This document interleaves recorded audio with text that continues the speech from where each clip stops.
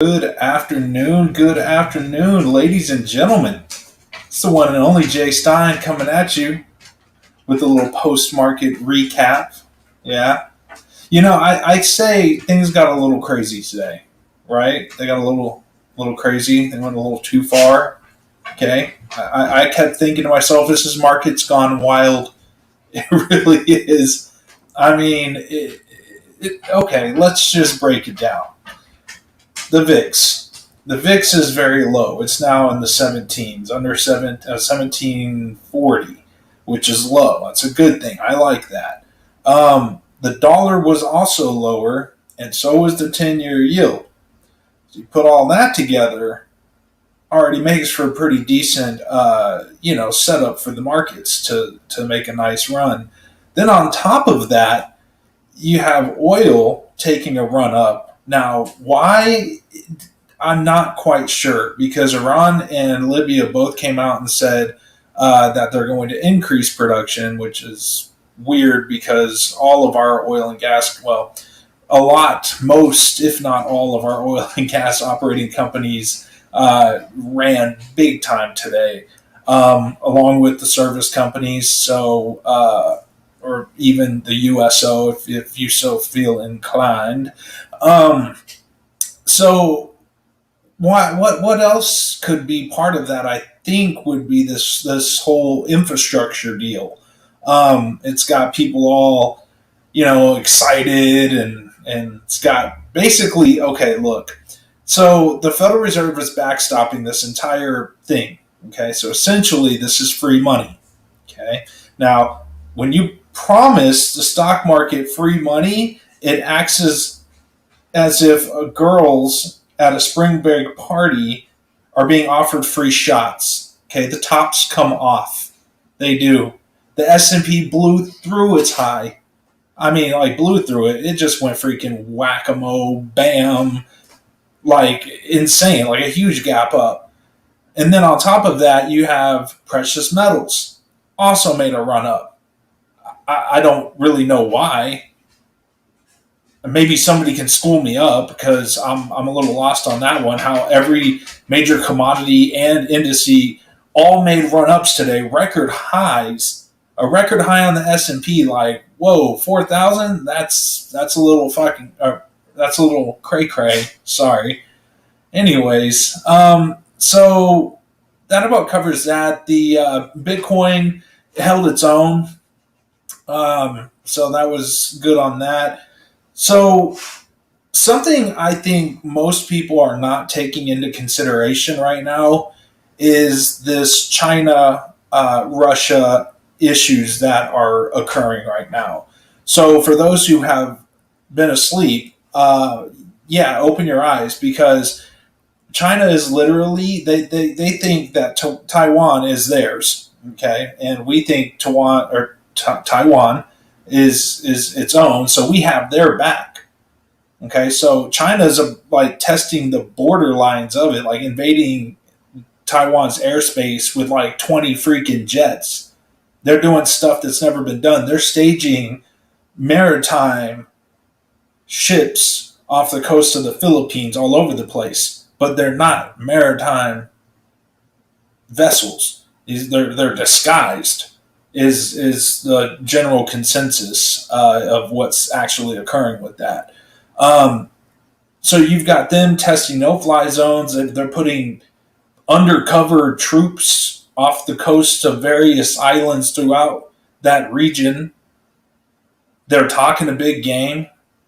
They could literally take Taiwan, even with our full support. They could take it in, I mean, literally like probably a day just through attrition. Taiwan doesn't have enough Patriot missiles. I mean, China can just literally keep on. And yeah, they could take out the first round of them, but it's like the Matrix. When the Matrix isn't reloaded, where the big drillers come and they drill through, and they just try to kill all the machines that are flying around, but at some point, you can't kill them all, and then they end up killing you.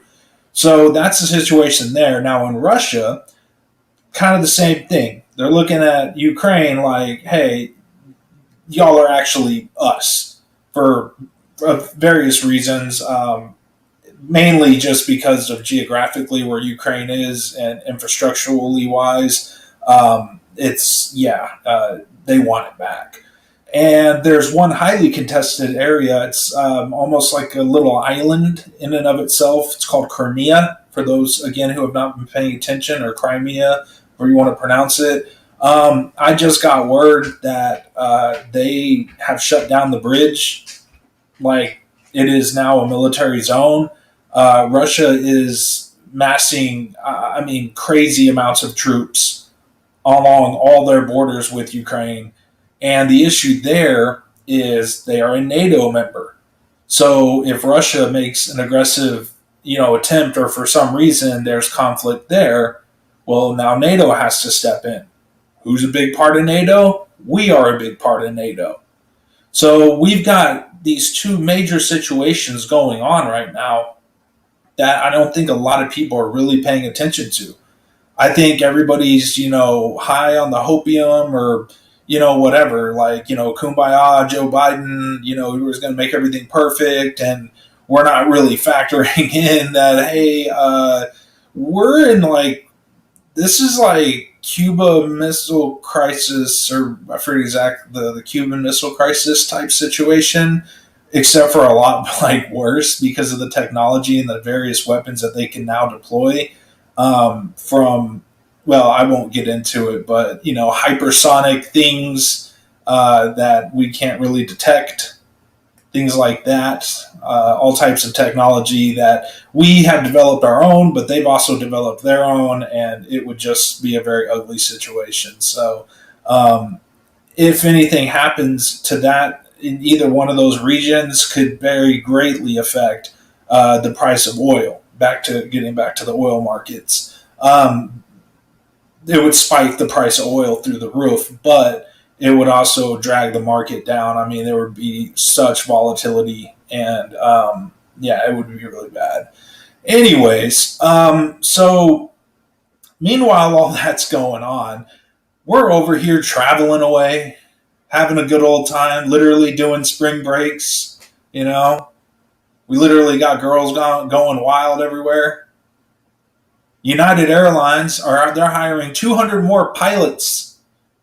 They're going full capacity. All of them are, because of the vaccine. You mean to tell that's it? Oh no, everybody's got PPE, and they clean and sanitize everything, so it's cool.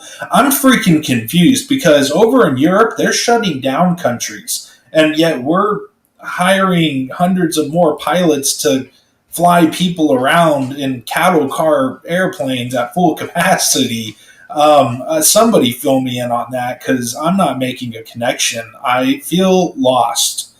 Now, I found something, just as a quick example of what this stimulus package and this infrastructure package, kind of just to put into context. In Peru, they are experiencing the highest rate of consumer spending that they've seen. I want to say, I didn't actually write it down, my bad, but it's bad. Okay. And my point being is that is where it's going to hit. Like, we are going to get hit as the people, not as the banks, not as the corporations, but we, the people, are going to see our consumer prices go up. Everything we buy is going to go up. You can call it inflation, call it consumer, whatever. It doesn't matter. It's going to cost more to get into everything. So just, I don't know. I found that to be somewhat interesting. Peru, granted, it's like only the fifth largest GDP in South America, so it's not, like a big deal, but still it's enough to note. And on a last note, spring break, Girls Gone Wild, Paris Hilton did an interview on CNBC. I was lucky enough to see it. I was in awe.